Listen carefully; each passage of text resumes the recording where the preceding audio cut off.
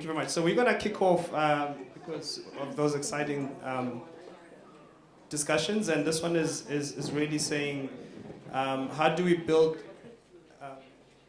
thanks, how do we build capacity, the next steps and lessons learned? And it's all about research, capacity building. So as Dave has said, I will take my leave from him and say that the bios are all in the book.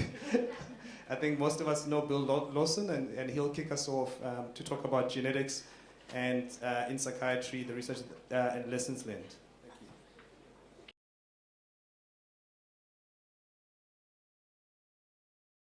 I actually had a question last time, and I'm going to use my time to ask the question again. One of the points was in terms of clinical trials, I just heard about the bemoaning the fact that there's no resources. And I just want to emphasize that there's huge resources in terms of clinical trials, in terms of industry. And I've just been amazed at the billions that's been spent that's done in terms of bringing these products to market, and just somebody got to capture that in terms of some of the needs of the communities that are involved, other than what is marketed for the patients. And this applies, I think, to genetics as well. I just want to make several points that have just been made over and over again, but I'll make them again. Does genetics have the promise for the future?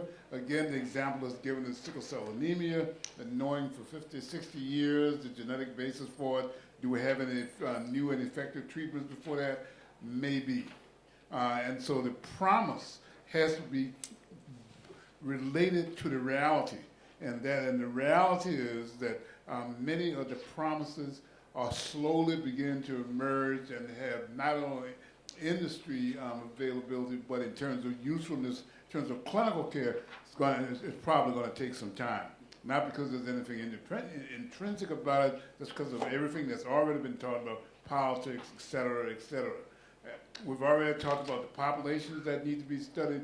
Again, want to emphasize that some have already been stated, that especially in terms of genetics, there's two big issues. One is who owns the product, and that is if you make a great discovery, if you find a new gene, does it belong to the person that you took the gene from? Does it belong to the investigator? Where is the money going to go to? Right now, it is not going to the individuals, often not going to the investigator, going to some larger funders that's involved, and that's another whole issue.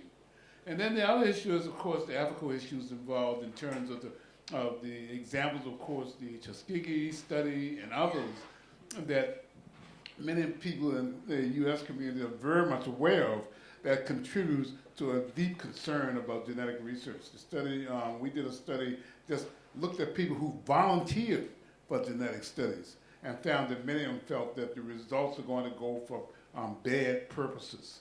Saying that, we also recognize the importance of making sure that this information gets to the population of people who are involved. Right now, there's a ton of companies that are marketing genetic products that supposedly can tell you all about yourself, talk about your ancestor, et cetera, et cetera. I'm frequently beginning telling patients, no, you do not have a gene for too much anxiety disorder. We're not at that point yet. And yet, folks are beginning to say just sort things. On the other hand, there are several studies showing clearly that you can predict effectiveness of medication, et cetera, et cetera. Unfortunately, the databases they're using have insufficient subjects from people of color. And I always make the point that a lot of data showing that people of African ancestry, except for some of our folks from Ethiopia, tend to be slow metabolizers, and yet clinically, we practice as if all folks are super high metabolizers, giving super high doses, antipsychotics, antidepressants, not because of any kind of clinical reasons, but because of a perception of individuals. And I encourage those who haven't read the literature in terms of the U.S., the extent of overprescribing of antipsychotic medication, which again is not based on anything that I've seen that's clinical or biochemical, but based on a perception of African Americans in the U.S. population in terms of risk for hostility and et cetera. So I think we have a challenge ahead of us. And then I want to emphasize another point that's been hinted at. We did a very simple study. We looked at a genetic marker for bipolar disorder, which seems to be fairly reliable. We also, though, looked at early childhood stress. And we found, as other studies have found, other markers, and interaction. And that is low stress. If you don't have the gene, less likely to do it. If you do have the gene, more likely to do it. High stress, even if the genetic risk is low, you're very likely to develop the disease.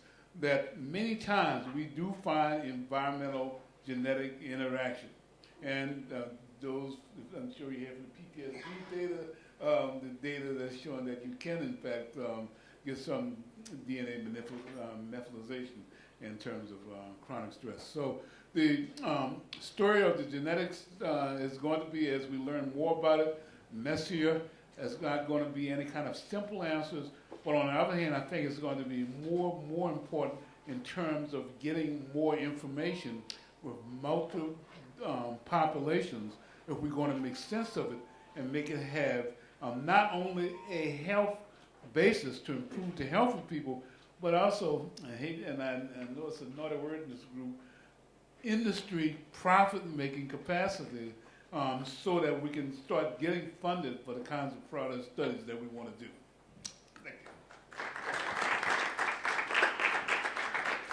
Thanks, Bill, and he did that with 2 minutes to spare, so we moving on. The next, no. She wants all his time. Dan Stein.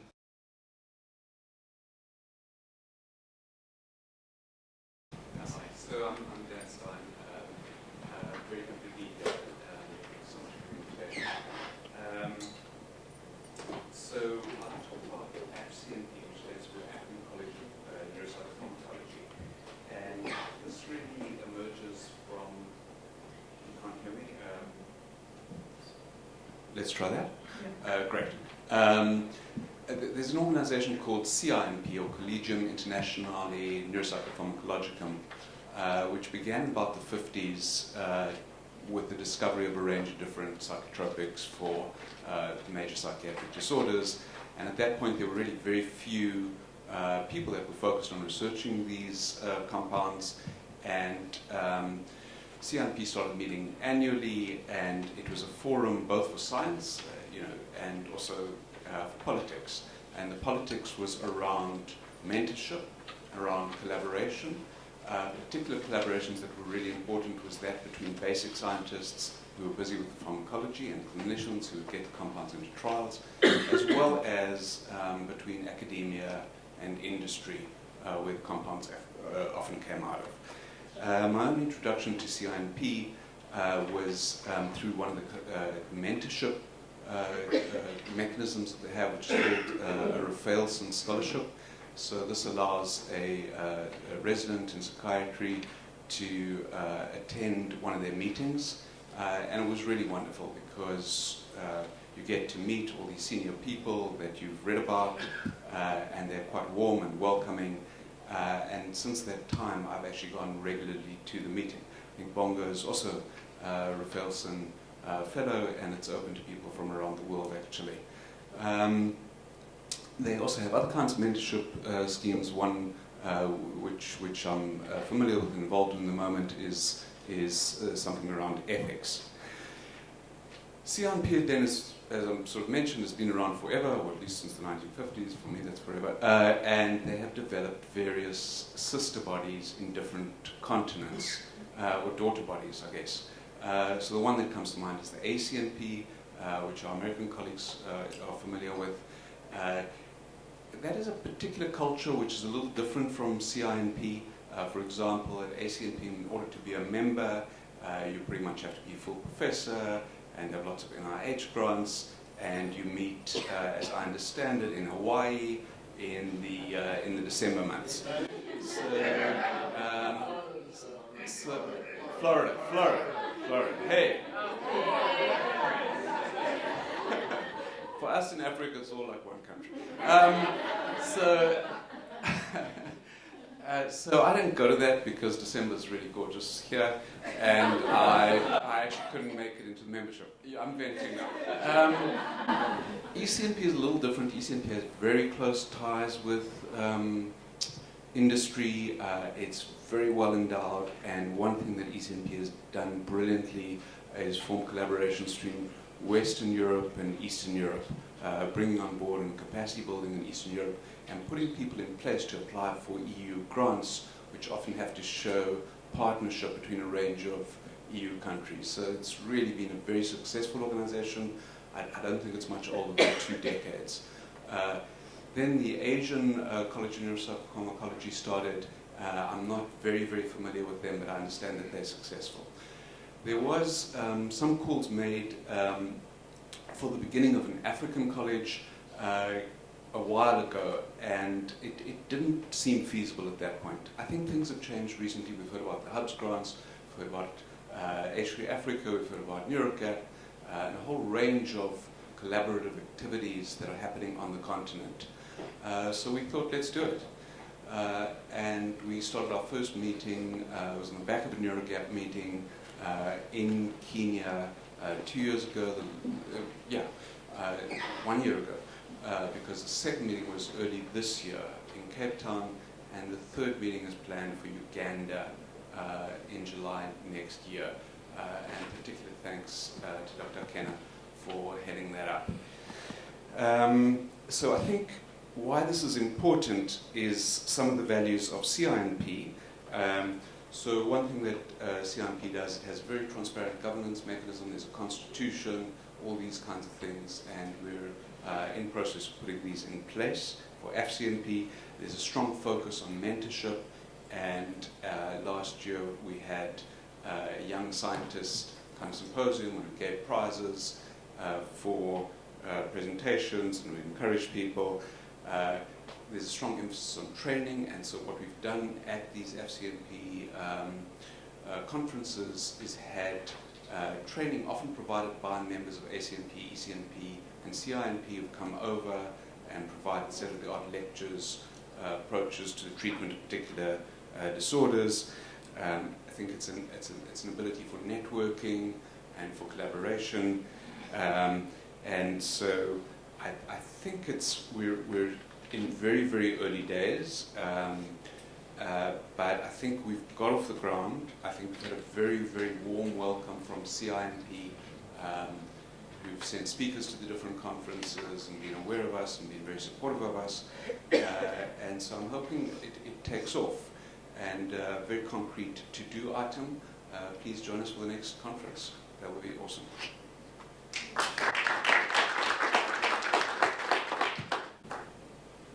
Thanks, Dan.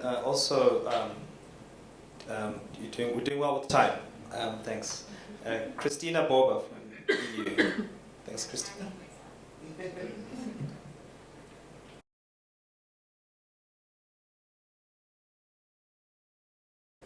Hi, everyone. I, in some ways, was hoping Lori and I could have sat on the same panel, because I'm going to take the complete opposite approach, where she talked about the importance of training in biostatistics and epidemiology, which I'm in complete support of because I have a PhD in public health. But I also wanted to talk about the importance of training our future researchers in qualitative research methods. And it actually came up quite a bit today and yesterday.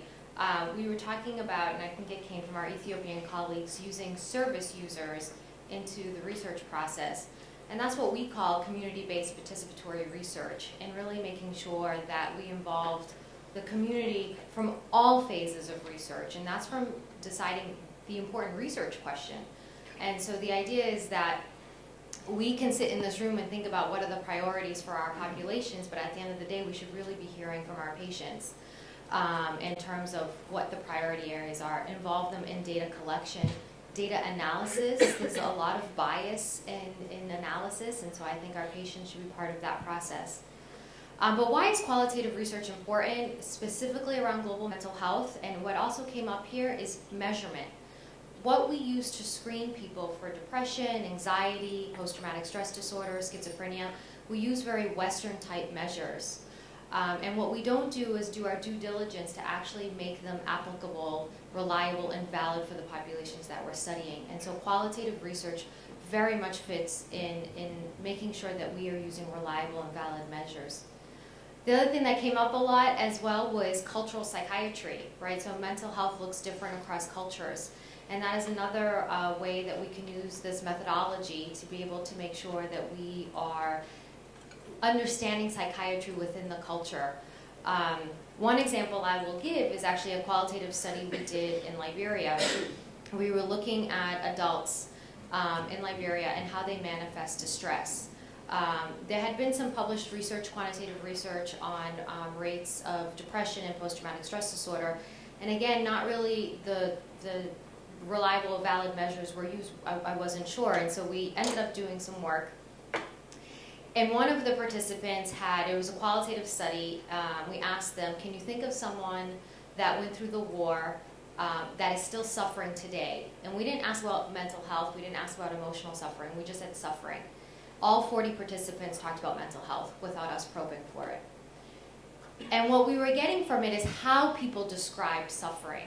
And so one participant was talking about that they thought their neighbor was psychotic, and they kept using the word psychosis. And our resident, who was actually doing the study, asked him, can you define what you mean by psychosis? And they actually were describing depression. And it made us realize that language is really important. And so if we're going around the country doing large epidemiological studies and not really understanding how people talk about illness and symptoms, we're actually not going to get really good data. And that means we're not going to get really good interventions, right? Because we're not targeting where people are suffering. And so for me, when I'm thinking about capacity building, and it's been a new love of mine, I think, in the past 5 to 7 years of teaching, is that I think the spectrum, biostatistics, epidemiology, but also qualitative work.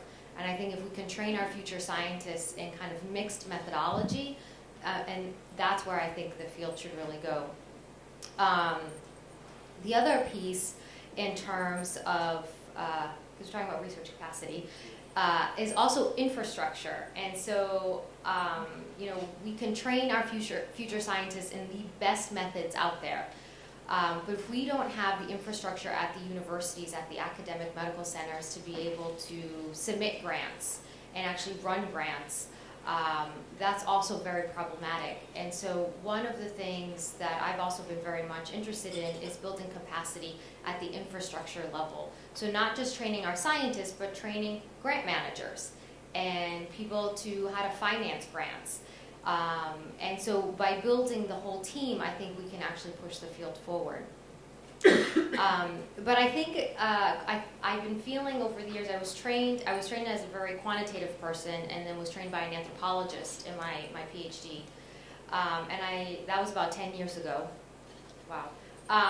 And I have to say, in just the past decade, I think qualitative research has really reached medicine in a way that I hadn't seen before. It was very much that the epidemiologists like to put everyone in 2x2 tables, and it was like you either have the disease or you don't, or you're alive or you're not, and that was epidemiology. Then we had the anthropologists who like to sit in countries for 10 years and observe and stuff, and then eventually tell us what they found.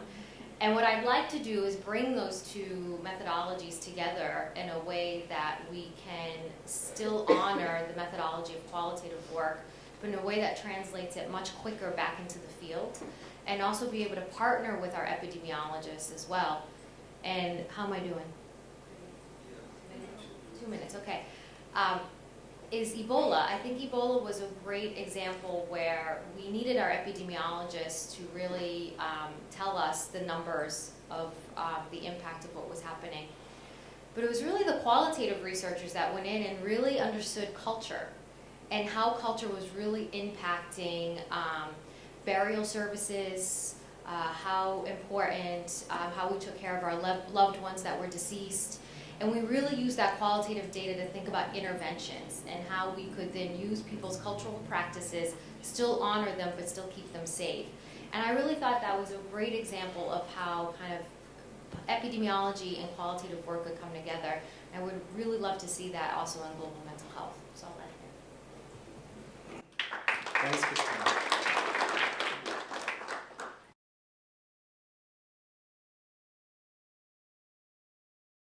Okay, I'm going to talk a little bit about a board game called Snakes and Ladders. I don't know, did we all play Snakes and Ladders when you were growing up? No? Did you play Monopoly? No? So I used to play with my sister, and I was very competitive, and I'm convinced that she cheated many times. I don't know how, but she was able to just six, roll the dice. But she's now at CA, so anyway, I just want to chat a little bit about to the young people at the back, and to us who really want to do this. We want to become clinical researchers, and just a little bit about the journey, what it takes. And I think someone told us about this, but I think it is a very apt way of describing the journey through research. It's like playing snakes and ladders. You roll the dice. Your next move, you don't know whether you're going to land in something that will be amazing, which is a ladder, which will take you 4 or 5 steps up, or you're going to get into a snake. And in Africa, some of the snakes are really long and deep, and takes you all the way back down to the bottom. So those are some of the, snakes are sort of challenges, and ladders are opportunities, to do amazing things. And one of the things that, the first sort of challenge is that when you are a young researcher in Africa and you're keen and you want to do this, and you meet up with wonderful professors in a conference and internationally, you always, at the back of your head, always hear your supervisor locally saying, beware of helicopter researchers. Beware of these people from overseas who come in just to study your data. So you never know whether Bill is one of those, or and you always worry about that could he be the snake that will take me 4 or 5 steps back. The second one is I think most of us who are young and who are enthusiastic, as soon as you are seen to be that, then people like Jimmy Volmink, who's the dean, or Bongani Mayosi, who's the dean, kind of then says, oh, wonderful, please sit on this committee and that committee and this committee and that committee. So I sit on many committees, and perhaps the good example is a wonderful friend of mine called Lukoya Toli, who is my age. He's a young psychiatrist, but he's got gray hair, and so he doesn't look young. But he's the dean of his medical school in Eldoret. It's just, I was like, what are you doing? Dude, you just done a PhD with Dan Stein, and you're doing amazing work. Why are you going to be dean? But there's a lot of work to be done. So he has to wear that hat, and that's why he's probably not here today. Because he's got administrative work back home. And the last sort of big snake, I think, for me, is from a schizophrenia researcher in Cape Town, is the whole issue of isolation. I think if you're in Boston, you'll probably have many people doing schizophrenia research just across the river, and in Cape Town we find that it is the difficulty is that you could end up going down the wrong path because you don't meet frequently enough with other people that are doing similar kind of research. And so this is one of the dangers that you may find yourself in. But there's also lots of ladders, lots of wonderful, interesting, wonderful opportunities that can really skyrocket your career in South Africa, in Africa. So for example, one of the things that we know when you're doing research is that one of the biggest rate limiting factor, particularly in clinical trials research, is finding the participants. And so, people, when they write wonderful studies in New York, they'll say it took them 3 years to get 30 antipsychotic naive schizophrenia patients first episode in New York. It probably takes 4 years now, maybe 5 years. And when I was saying this to my friend in Uganda, he was like, what? We can get those in 3 months, So, you can really increase the rate of doing good because we have the patients. We have lots of patients. The second ladder that I think is very important, and we don't climb up on it enough, is the whole issue of what we call indigenous knowledge systems. And so there is a lot of wealth of knowledge, I think we spoke a little bit about yesterday, of amazing knowledge within Africa that we can really take up. So for example, one of the students that is here, I was talking to them about the fact that all our patients who take antipsychotics just gain a lot of weight, And she said to me, well, my mom and my aunt, have been say that in the Venda community, people with mental illness get treated with a special diet. There's a very wonderful diet that they do, which is like cassava leaves, and it's actually in retrospect, it looks like it was probably a very much like a Banting diet or a low carb diet, and therefore they were not gaining this weight that that other people were doing. And I didn't know this, we don't know these things unless we discuss it, but there's a wealth of knowledge, on our continent that will really increase and make a leap forward in terms of research. And lastly, the other ladder that is increasingly becoming available in terms of many more letters are the research opportunities for sort of so-called development grants or K grants or K awards that are all becoming much more available now. And the one that I just want to highlight is there's one called the Hamilton-Naki Clinical Research Fellowship, which is a wonderful fellowship that I was involved in. And the reason why I want to highlight it is because Hamilton-Naki was the guy who probably trained Chris Barnard, who did the first heart transplant in Cape Town. So he was, a Xhosa guy from the Eastern Cape. He never went to school, but he was particularly gifted and talented with his hands. And so he spent a lot of time in the lab teaching, these big shot professors how to do heart transplants with pigs and with different things in the lab. And I'm happy to say that Bongani Mayosi is now honoring him with this Hamilton-Naki Clinical Scholarship. But there's a number of those kind of examples that are really up there. And if you can get that as a specialist psychiatrist, they will pay you to be your full salary for 3 years to do your PhD, which is hugely important and will definitely, and they'll be able to take you to Boston or wherever you want to go at that time and pay for your entire salary for the time for you to just focus on doing research. So there's a number of these kind of letters which I think would definitely make a huge leap in terms of going forward. So I think that these are some of the opportunities that we have, and I think there are possibly some snakes in the on the letter, but it'd be awesome to try and develop this, and I think this is what we're trying to do, to say how many more letters do we have and how, and to show people opportunities, or to show them where the letters are so that they can climb up to those, so that they can make their careers skyrocket as quickly as possible. That's my input. Thank you very much. So can we open it up for questions? Yeah, Dave.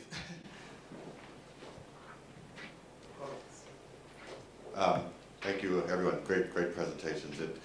I just want to follow up on a couple things that both Bill and BONGA touched on around the clinical trials, and is this one of those areas that we could use as an advantage in that fact that you're right, there is significant funding there from a pharmaceutical standpoint. Many areas, countries with good research capacity, and again, Ethiopia is an example, I think here Cape Town is an example, have that capacity to recruit large numbers of patients because of the system that they're in, and it's much more centralized as care and that sort of stuff. So it has that potential to recruit large numbers of patients in contrast to the U.S., where for a company to do a study, they have to have 30 sites, each site recruiting 10 or 15 patients, and that still takes 3 or 4 years. So is this one of those areas where this could be, if done well, could be used as an advantage to help accelerate? Does that accelerate the research capacity building, knowledge for the in-country, and so on? Is there an opportunity there?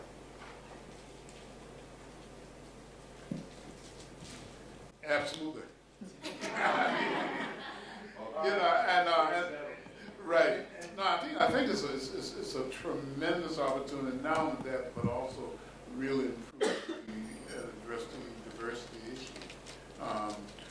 One point that I think I want to follow up on what you were saying earlier, is that if you look at many trials in the U.S., I think it's an open secret that these companies want to get positive results.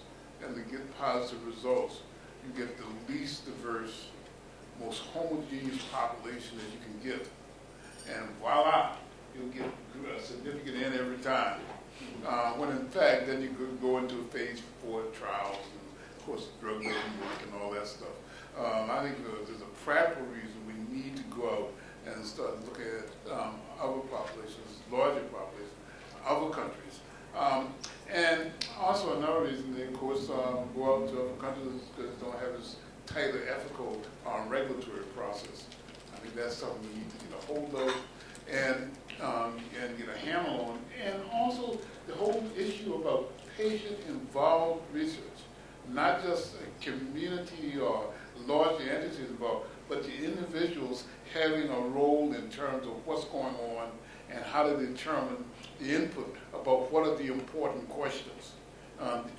All too often, a colleague of mine, by the way, his son has fortunately developed this agent called Viagra.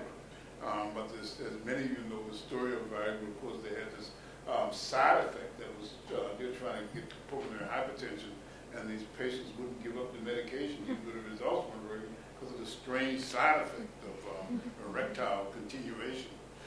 So again, if they had listened to the patients earlier, he probably would have gotten much better results a lot earlier. So there's some real advantages to hearing what people are saying, to look at all the aspects of many of these agents, and also to looking at as a diverse and wider population as possible. So, and I think this organization, and groups like CINP, have the mechanism for pulling folks together, because really it's a logistics issue.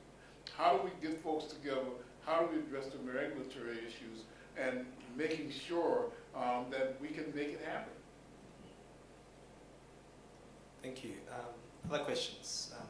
Dr. Attlee, do you have a... Shadi, can you help me with the mic? Thanks. Okay, he's got a mic. Okay. Dr. Attlee? Well, I was going to answer this question.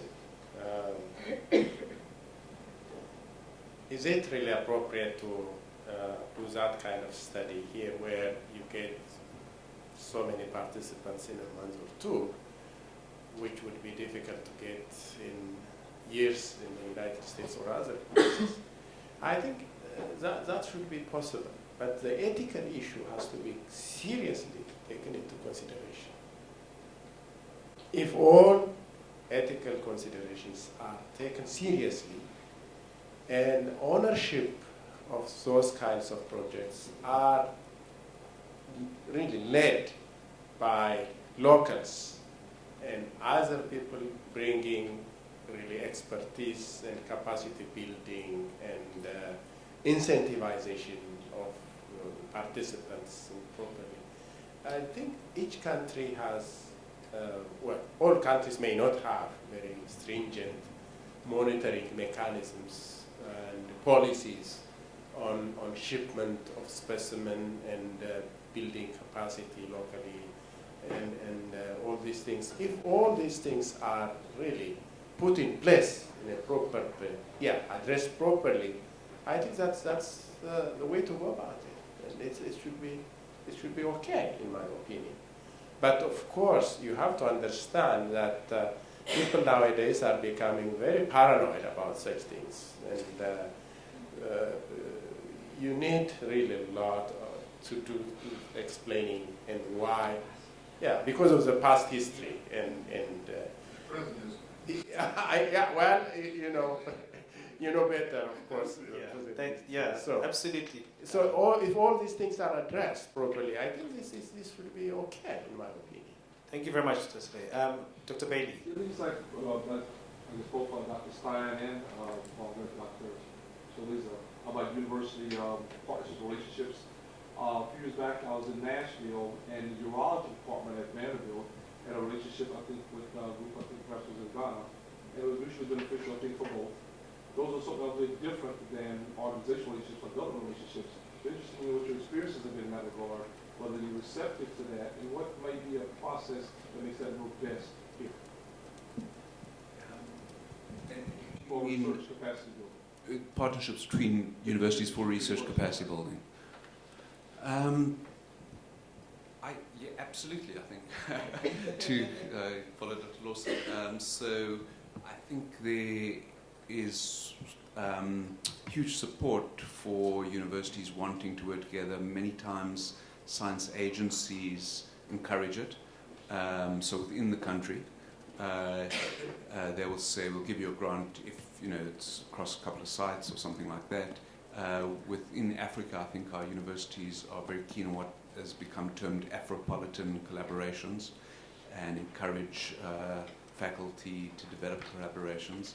And then I think Dave has written brilliantly about partnerships between high-income, middle-income, and low-income countries and the advantages of that. I think we heard some of that with the hubs.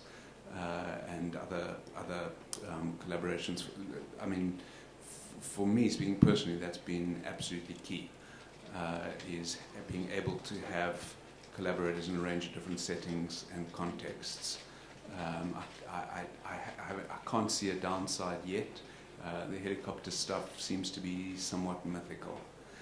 Can I comment quickly on the drug thing, because I think there has been a huge sort of ethical debate, about is it ethics, is it not ethics, is it not ethical? And back a while ago, I was involved in a number of industry-sponsored trials and thought that they helped build capacity.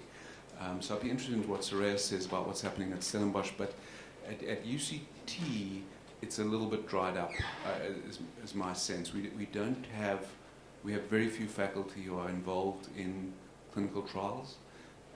They're done in private practice, and I think part of the issue is because of the ethics, huge amount of bureaucracy. So the people that are devoted to it spend enormous amounts of effort on getting through the hoops, and it's then become not so, because it's done in private settings, it doesn't have the spin-off of capacity building. Sure. Okay, so, yeah, sorry. Yeah, let me just also follow through. Not just your institution faced a very similar problem, and I think Bailey was well aware of that issue. And some of you know in Texas, they developed the Texas algorithm, found out that the person who developed it got some compensation, even though he wasn't involved. One of the state senators got something from one of the hyper-religious anti-psychiatry movement, and as a result, it really brought clinical trials to a grinding halt. But how we got around it is that we essentially went out to other partners. First, we tried the public sector, who was very interested for different reasons, and then we went out and found some of the for-profit groups who wanted to do it.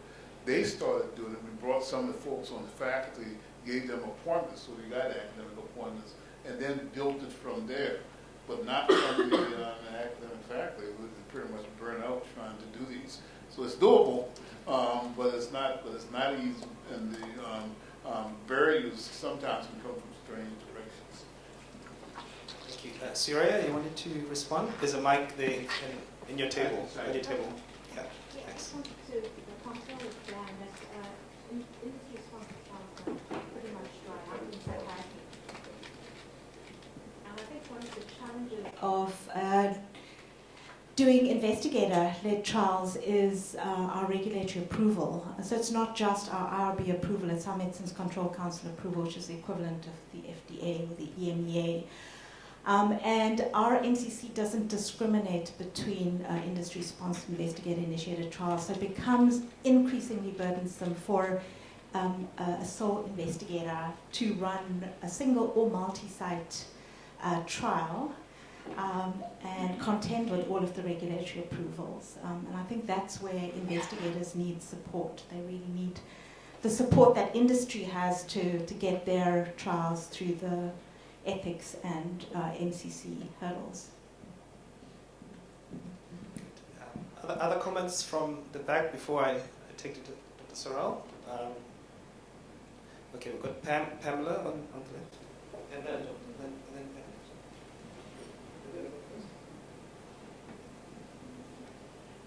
My question is in part to you, Bonga, and to Dan, and maybe Atale and others. So I'm just thinking, listening to what I've heard this morning, I'm trying to get a sense of how one would prioritize research capacity building needs. And it sounds like, number one, that's going to depend on obviously the country and what's happening, but also even within South Africa, that's going to depend on the universities, because there are different levels of resources at different universities. But if you had to say 3 key things that you would prioritize for building research capacity, what would they be?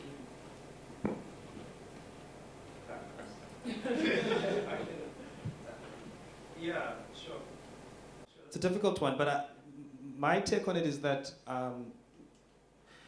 there are a number of young people that are keen to do research, who are specialists, young specialists, psychiatrists and others, and psychologists. And one of the major inhibiting factor in the past has been time to do the research. And so, there is now some funding for this, but I think for me, one of the key things is to say, can we please try and make more funding available to free up young people to do it? Because there are great mentors, there's Sureyas, there's Dans, and in this room, and who can really do that. But one of the difficulties is that if you ask a young, very busy clinician to do serious research, they're not going to do it if they've got 80 patients waiting for them outside. So I think that for me would be the one thing. Dan?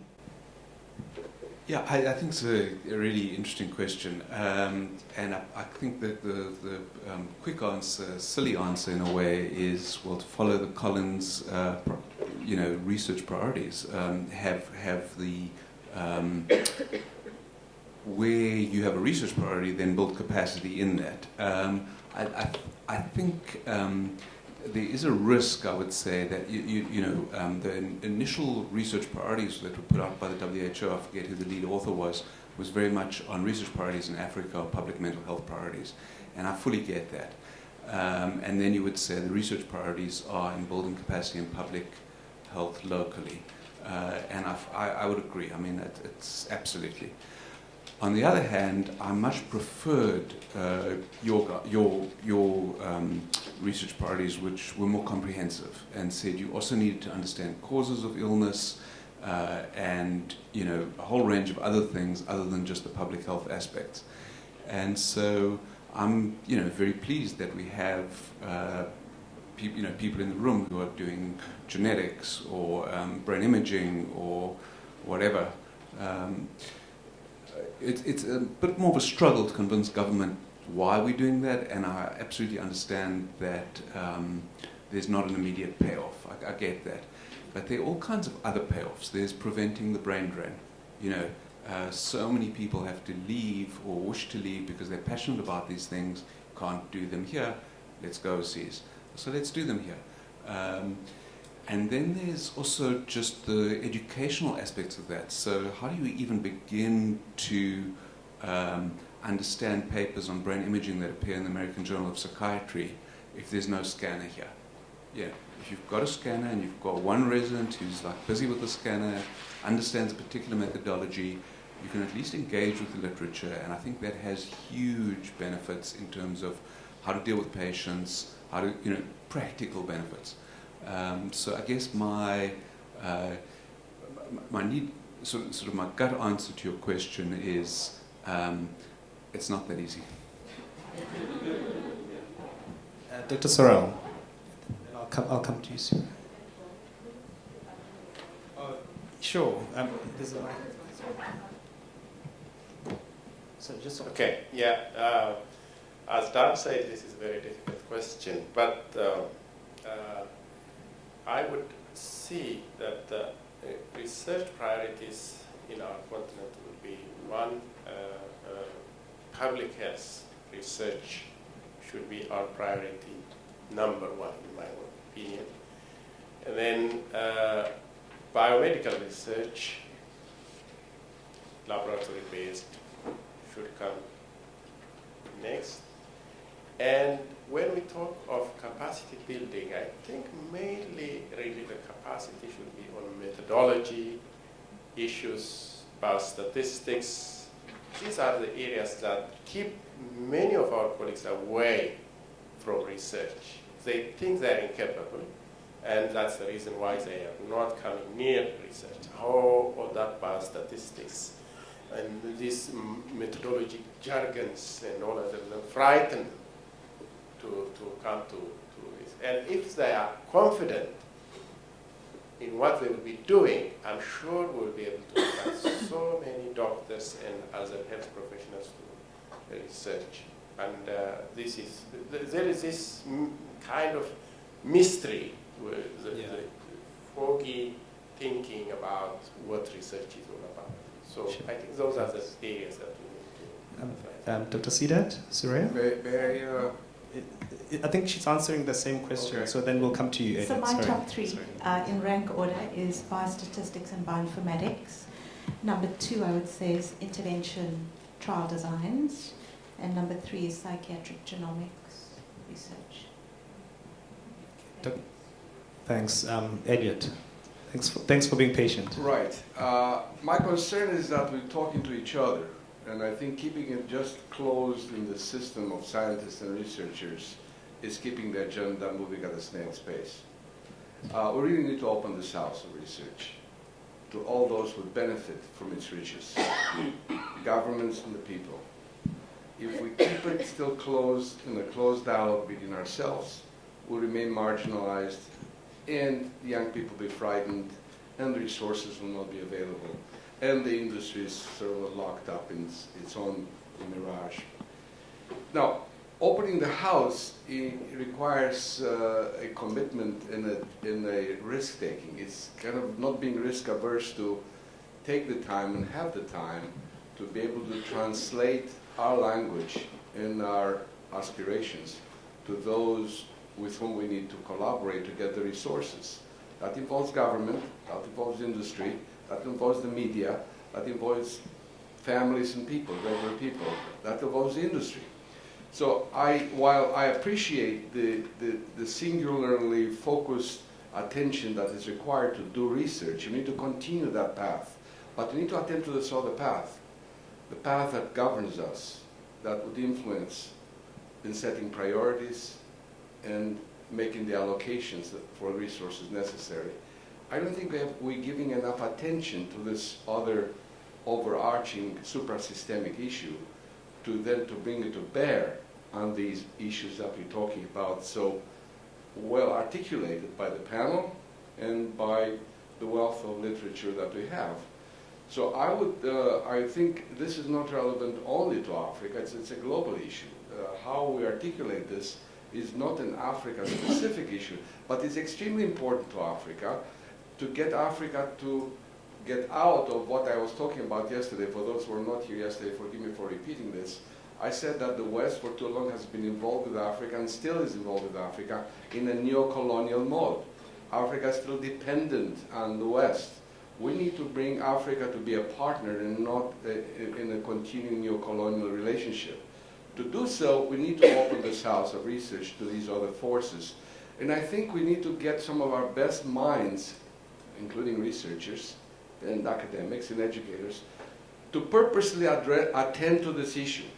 How do we open the house and the knowledge of research to the forces that are influencing what are the directions we take, the resources that are needed? And for that, we need to have a working group to attend to it. It cannot be left to haphazard from time to time we'll look at it. It has to be a purposeful, intentional attention to this particular issue. Thanks. Sure, thank you. Dr. Lawson. Yeah, I want to follow up on what Dr. Sorrell said, and I think that was an excellent point, and also Dr. Stein. As they're looking at the parallel between ACNP and CINP. ACNP started out as a very, very prominent organization bringing together people. The people who originally started weren't all that strong researchers, but once they got it started, they closed the door to anything. But I'm a failed ACNP applicant as well. They didn't let anybody in the door that wasn't a superstar and a Nobel Prize winner. And I think we got like 3 African Americans who are members of the entire organization. And also very few young people. Now the organization began to age out. Their funding started going down, and they said, oh my God, we're going to disappear in the next couple of years. And so what did they do? Started opening up the membership. Started bringing out horrors upon horrors, industry, pharmaceutical people, government folks, and create a special membership category for them.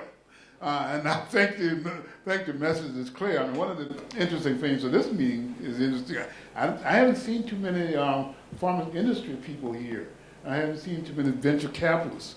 And a lot of us say, well, those folks, you bring them in, they bring their money, they bring their MBA. We say the MBA is a degree for those who failed to get a PhD.